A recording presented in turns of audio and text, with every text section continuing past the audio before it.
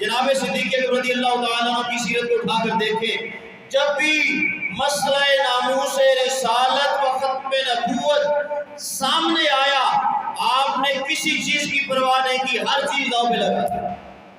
سب سے بڑی مثال جناب صدیق اکبر کے دور کے اندر مسلمہ کذاب والا مسئلہ جب اٹھا، بڑے بڑے صحابہ نے کہا جناب ہمیں آپ کی بڑی ضرورت ہے۔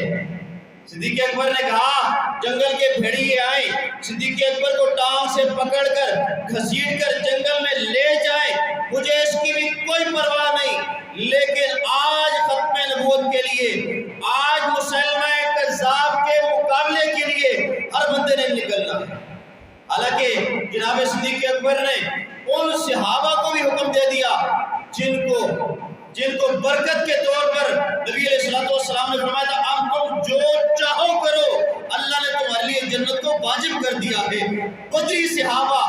برکت والے صحابہ، بزرگ صحابہ، نابینا صحابہ،